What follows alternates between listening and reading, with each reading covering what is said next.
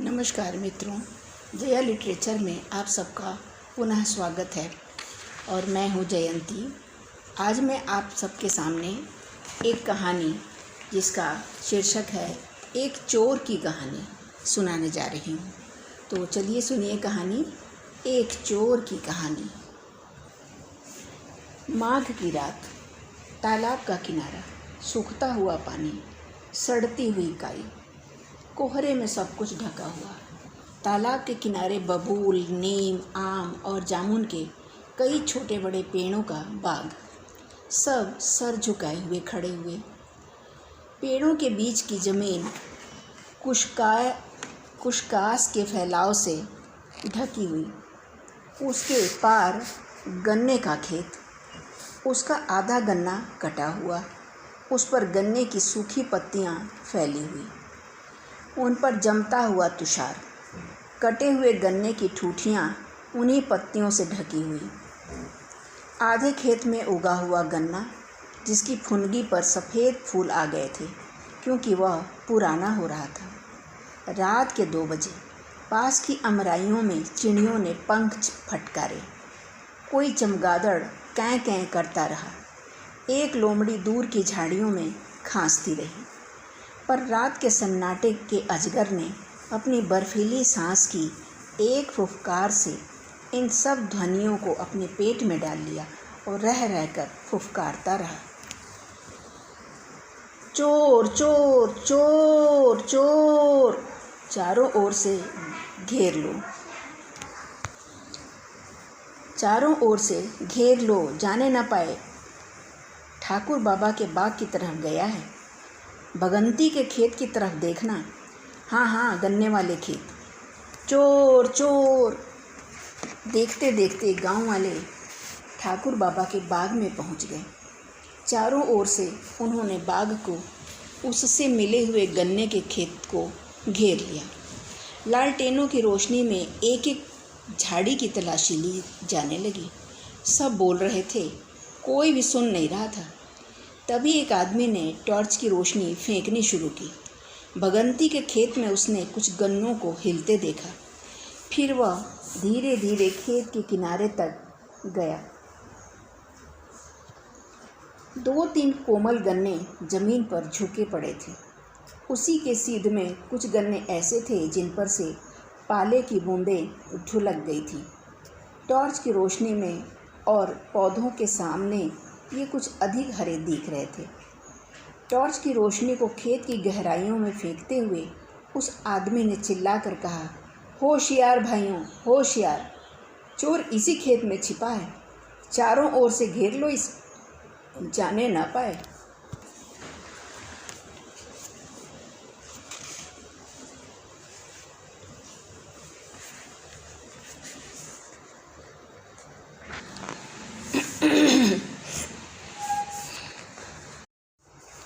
फिर शोर मचा और लोगों ने खेत को चारों ओर से घेर लिया। उस आदमी ने मुंह पर दोनों हाथ लगाकर जोर से कहा, खेत में छिपे रहने से कुछ न होगा, बाहर आ जाइए, नहीं तो गोली मार दी जाएगी। वह बार बार इसी बात को कई तरह से आतंक भरी आवाज़ में कहता रहा। भीड़ में खड़े एक अधवयस्क किसान ने अपने पास वाले साथी से कहा, नरैना है बड़ा चाहिए, कलकत्ता कमाकर जब से लौटा है, बड़ा होशियार हो गया है। उसके साथी ने कहा, बड़े बड़े साहबों से रफ्त जब्त रखता है, कलकत्ता में इसके ठाठ हैं, मैं तो देखकर आया हूँ। लड़का समझदार है, जाने कैसे जान लिया कि चोर खेत में है। तभी किसी ने कहा, यह चुट्टा खेत से नहीं निकलता तो आग लगा दो खेत में, तभी बाहर भागा आएगा। इस प्रस्ताव के समर्थन में कई लोग एक साथ बोलने लगे। किसी ने इसी बीच में दिया सलाई भी निकाल ली। भगंती ने आकर नारायण उर्फ नरैना से हाथ जोड़कर कहा, हे नारायण भैया, एक चोर के पीछे हमारा पन्ना न जलवाओ, सैकड़ों का नुकसान हो जाएगा, कोई और तरकीब निकालो। नारायण ने कहा, देखते जाओ भगंती काकी, देखते जाओ भगंती काका, खेत का गन्ना जलेगा नहीं, पर कहा यही जाएगा। उसने तेजी से चारों ओर घूमकर कुछ लोगों से बातें की और खेत के आधे हिस्से में गन्ने की जो सूखी पत्तियां पड़ी थीं उनके छोटे छोटे ढेरों में आग लगा दी गई। बहुत से लोग आग तापने के लिए और नज़दीक सिमट आए। सब तरफ का शोर मचता रहा। खेत में ठूठियाँ बचा कर चलाना भाई, चारों तरफ से आग लगा दो, जल जाने दो चुट्टे को। बाहर निकले तो फोड़ दो खोपड़ी, गोली मारना गोली। तभी नारायण ने फिर पहले की तरह चिल्लाकर कहा, देख लो जी चोर भाई, बात समझ लो, भले बुरे की भगवान जाने। हमारे कहने से बाहर निकल आओ तो तुम्हारा बाल बांका ना होगा। कुछ मारपीट नहीं होगी। उत्तर की तरफ बाग में जिस रास्ते से गए हो उसी से चले आओ। और सब तरफ आग जल रही है।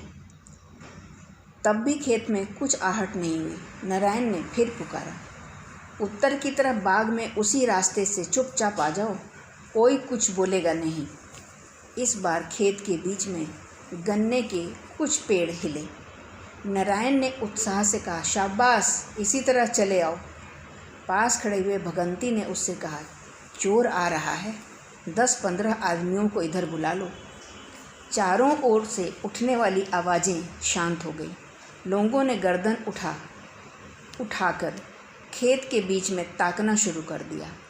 लगभग 15 आदमी नारायण के पास आकर खड़े हो गए। वे बल्लम, फरसे और लाठियां लिए थे। फुसफुसाकर वे चोर के बाहर निकलने का इंतज़ार कर रहे थे।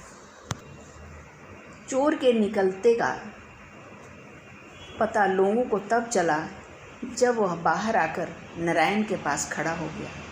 कुछ देर पहले खेत के बीच में गन्ने हिले थे और लगा था कि कोई हिल डुल रहा है, पर उसके बाद चोर किधर होकर आ रहा है इसका पता लगना कठिन हो गया था। वह इस प्रकार आया कि कोई आहट नहीं हुई। वह आया और नारायण के पास आकर उसके घुटनों से लिपट गया। नारायण अब भी टॉर्च की रोशनी इधर उधर फेंकता हुआ चीख रहा था, शाबाश, इसी तरफ चले आओ। सहसा चोर को अपने पैरों में लिपटा हुआ देख वह उछलकर पीछे खड़ा हो गया, जैसे उसने सांप छू लिया हो। एक बार फिर शोर मचा, चोर चोर चोर। चोर घुटनों के बल जमीन पर गिर पड़ा। न जाने आसपास खड़े लोगों को क्या हो गया कि 3-4 आदमी उछलकर चोर के पास आ गए और उन्होंने उसे लातों और मुक्कों से मारना शुरू कर दिया। चोर ने बिना किसी विरोध के सर को दोनों हाथों से ढके हुए मार सह दी। एक आध लात खाकर वह जमीन पर लुढ़क गया, फिर लुढ़कते लुढ़कते सीधा बैठ गया, पर उसे ज़्यादा मार नहीं खानी पड़ी। मारने वालों के साथ ही नारायण भी उसके पास पहुंच गया था।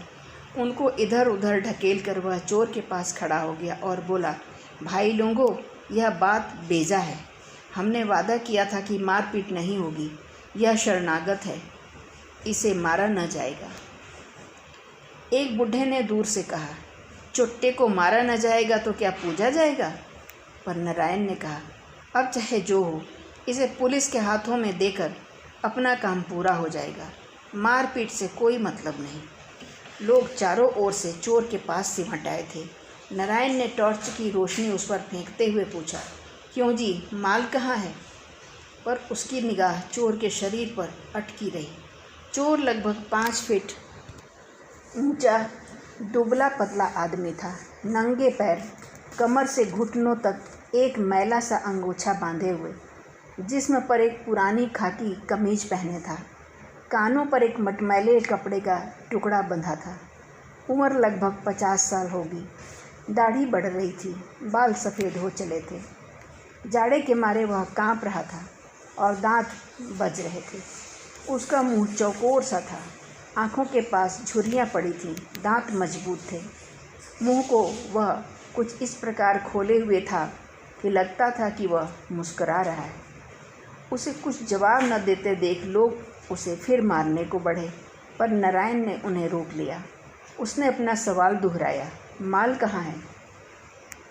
लगा कि उसके चेहरे की मुस्कान बढ़ गई है। उसने हाथ जोड़कर खेत की ओर इशारा किया। इस बार नारायण को स्वयं क्रोध आ गया। अपनी टॉर्च उसकी पीठ पर पटक कर उसने डांट कर कहा, माल ले आओ। दो आदमी लालटेन लिए चोर के साथ खेत के अंदर घुसे। पाले और ईंख की नुकीली पत्तियों की चोट पर बार बार वे चोर को गाली देते रहे। थोड़ी देर बाद वे जब बाहर आए तो चोर के हाथ में एक मटमैली पोटली थी। पोटली लाकर उसने नारायण के पैरों के पास रख दी।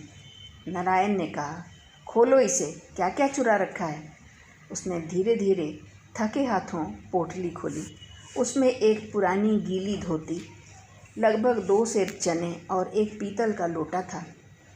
भीड़ में से एक आदमी ने सामने आकर चोर की पीठ पर लात मारी, कुछ गालियां दी और कहा, यह सब मेरा माल है। लोग चारों ओर से चोर के ऊपर झुक आए थे। वह नारायण के पैरों के पास चने, लोटे और धोती को सिर झुकाए बैठा था। सर्दी के मारे उसके दांत कट-कट बोल रहे थे और हाथ हिल रहे थे। नारायण ने कहा, इसे इसी धोती से बांध लो और थाने ले चलो। 2-3 लोगों ने चोर की कमर धोती से बांध ली और उसका दूसरा सिर पकड़कर चलने को तैयार हो गए। चोर ने धीरे से झुककर चने और लोटे को फिर पोटली में बांध लिया, उसे बगल में दबाया और धीरे से उन लोगों के पीछे पीछे चल पड़ा। एक बुढ़े ने जोर से हंसकर कहा, ककरिहा चोर है, ककरिहा, ककड़ी चुराता है, वाह रे जमाने। कुछ लोग हंसने लगे, पर इस पोटली का असली मालिक बिगड़ गया। उसने कहा, तुम तो बड़े धन्ना सेठ हो ना, हमारा लोटा, धोती, चना, यह सब तुम्हारे लिए ककड़ी ही तो है। बूढ़ा और जोर से हंसा, बोला, नहीं, यह ककड़ी नहीं है, यह तो कुबेर की संपदा है, इसे ककड़ी ना कहो भाई। लोग और भी जोर से हंसे। तब तक किसी ने चोर को पीछे से झकझोर कर कहा, क्यों बे, क्या नाम है तेरा। चोर खड़ा हो गया। किसी ने उसके मुंह पर लालटेन दिखाई। जाड़े में वह कांप रहा था। दुबले पतले चेहरे पर उसके होठों की रेखाएं एक मजबूरी सी झलकाती हुई कुछ और फैल गईं। वह जवाब न दे सका। किसी ने उसके मुंह पर लालटेन दिखाई। जाड़े में वह कांप रहा था। दुबले पतले चेहरे पर उसके होठों की रेखाएं एक मजबूरी सी झलकाती हुई कुछ और फैल गईं। वह जवाब न दे सका। उसने 2-3 बार सवाल करने वाले की ओर हाथ जोड़े और नारायण के पैरों को छूकर फिर खड़ा हो गया। उसके खड़े होते ही किसी ने उसके मुंह पर एक तमाचा मारा और गालियां देते हुए कहा, अपना पता क्यों नहीं देता है बे, जान ले ली जाएगी। चोर जमीन पर सर लटकाकर बैठ गया, कुछ नहीं बोला। तब नारायण ने कहा, क्यों उसके पीछे पड़े हो भाइयों, चोर भी आदमी ही है, इसे थाने लिए चलते हैं, वहाँ सब कुछ बता देगा। किसी ने पीछे से कहा, चोर चोर मौसेरे भाई। नारायण ने घूमकर कहा, क्यों जी, मैं भी चोर हूँ, यह किसकी शामत आई है। 2-1 लोग हंसने लगे। बात आई गई हो गई। वे गांव के पास आ गए। तब रात के 4 बजे थे। चोर की कमर धोती से बांधकर उसका एक छोर पकड़कर दीना चौकीदार थाने की ओर चला। साथ में नारायण और गांव के 2 और आदमी भी चले। तब तक कोहरा छंटने लगा था। तारे कुछ और चमकने लगे थे। हवा ठंडी और तेज हो गई थी। चमगादड़ों की कैंकें बार बार सुनाई देने लगी थी। जाड़े की रात का तीसरा पहर खत्म होने को आ गया था। जाड़ा न लगे इस आशय से वे तेजी से चल रहे थे। चोर को उतनी तेजी से चलने में दिक्कत हो रही थी, इसलिए चौकीदार बार बार उसे डंडे से ठेलता जा रहा था। वह बगल में चोरी का सामान समेटे, हाथों की मुट्ठियाँ छाती में छिपाए उछलता सा चल रहा था। चारों में पहले वाला बूढ़ा किसान रास्ते काटने के लिए कहानियाँ सुनाता जा रहा था। जब युधिष्ठिर ने कहा कि बामन ने हमारे राज में सोने की थाली चुराई है, उसे क्या दंड दिया जाए, तो विदुर बोले, महाराज, बामन को दंड नहीं दिया जाता। तो राजा बोले, इसने चोरी की है तो दंड तो देना ही पड़ेगा। तब विदुर ने कहा कि महाराज, इसे राजा बलि के पास इंसाफ के लिए भेज दो। तब राजा बलि ने बामन को देखा तो उसे आसन पर बैठाला। चौकीदार ने बात काट कर कहा, चोर को आसन पर बैठाला, यह कैसे। बुढ़ा बोला, क्या चोर क्या साह, आदमी आदमी की बात।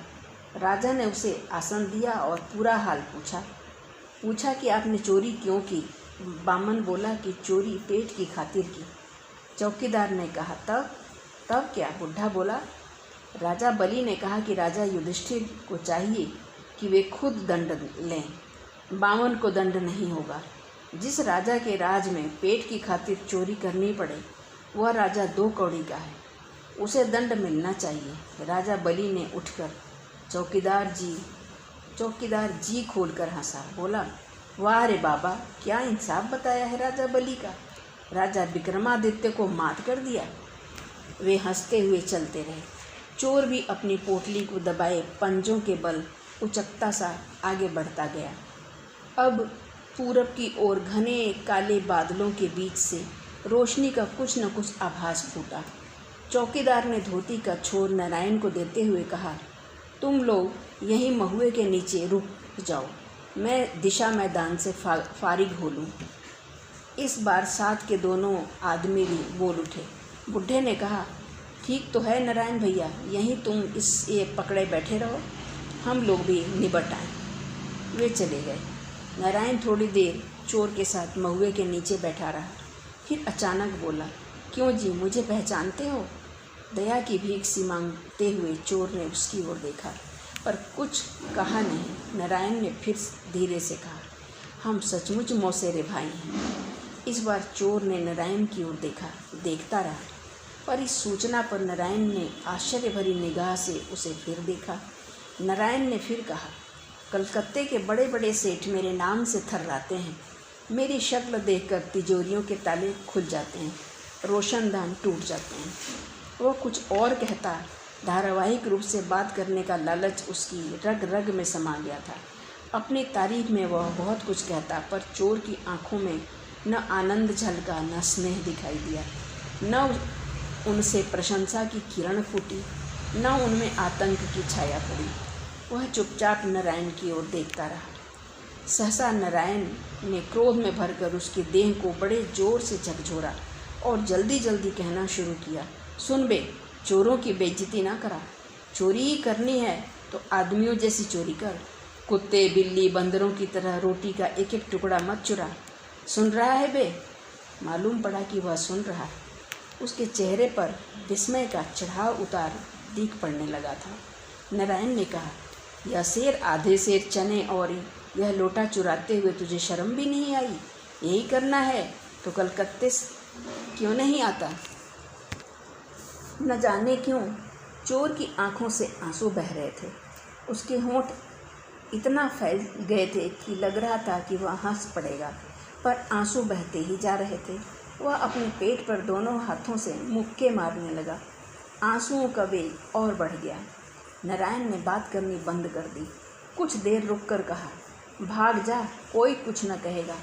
जब तू दूर निकल जाएगा तभी मैं शोर मचाऊंगा। जब इस पर भी चोर ने कुछ न जवाब दिया तो उसे आश्चर्य हुआ। फिर कुछ रुककर उसने कहा, बहरा है क्या बे? फिर भी चोर ने कुछ नहीं कहा। नारायण ने उसे बांधने वाली धोती का छोर